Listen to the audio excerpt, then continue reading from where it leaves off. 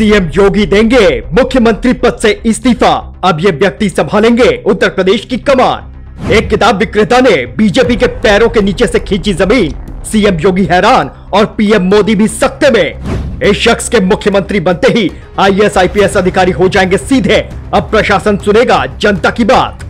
जिसे दुनिया ने चाहा उसे अपनों ने ही ठुकरा दिया। जी हाँ दोस्तों, हम बात कर रहे हैं अपराधियों के मन में दहशत बनकर रहने वाले यूपी के मुख्यमंत्री योगी आदित्यनाथ की। सीएम योगी की अपराध के प्रति जीरो टॉलरेंस की नीति और बड़े फैसले लेने की क्षमता के चलते उन्हें सबसे पसंदीदा मुख्यमंत्री माना जाता है। हालांकि अब उनके प्रदेश से ही बगावत के सुर उठने लगे हैं। इस बगावत के सुर को सुनकर पूरी बीजेपी में छटपटाहट शुरू हो गई है।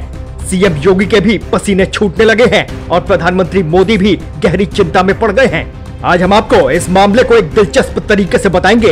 तो दोस्तों, आपने नायक फिल्म तो जरूर देखी होगी, जिसमें अनिल कपूर एक दिन के लिए मुख्यमंत्री बनते हैं और पूरे सिस्टम को पलट कर रख देते हैं। वो एक ही दिन में ऐसे बड़े बड़े फैसले लेते हैं जो स्थायी मुख्यमंत्री की भूमिका निभा रहे अमरीश पुरी नहीं ले पाते।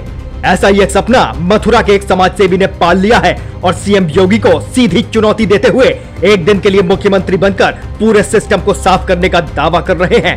दरअसल पूरा मामला मथुरा के एक किताब विक्रेता प्रकाश चंद्र अग्रवाल से जुड़ा हुआ है, जो समाज सेवा भी करते हैं।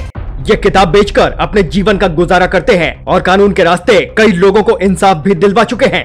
प्रकाश चंद्र अग्रवाल वाराणसी में यूपी में अफसरों की तानाशाही के खिलाफ अनिश्चितकालीन धरने पर बैठ गए हैं और खुद को एक दिन का मुख्यमंत्री घोषित करने की मांग पर अड़े हुए हैं। उनका कहना है कि प्रशासन में बैठे आईएएस और आईपीएस अफसर तानाशाह की तरफ बर्ताव कर रहे हैं।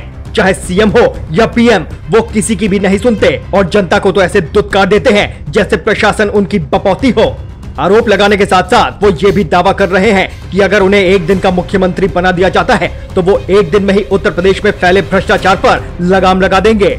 उन्होंने आगे कहा कि प्रशासन में फैले भ्रष्टाचार को लेकर उन्होंने अधिकारियों को कई पत्र लिखे, लेकिन उनका जवाब देना तो दूर, वो उन्हें पढ़ते तक भी नहीं है। प्रकाश चंद्र अग्रवाल की मांगों की लिस्ट में एक मांग ये भी है कि इलाहाबाद न्यायालय, जहां हजारों मुकदमे अभी तक लंबित पड़े हुए हैं और इससे जुड़े प्रभावित लोग अभी तक न्याय की आस में टकटकी लगाए हुए हैं।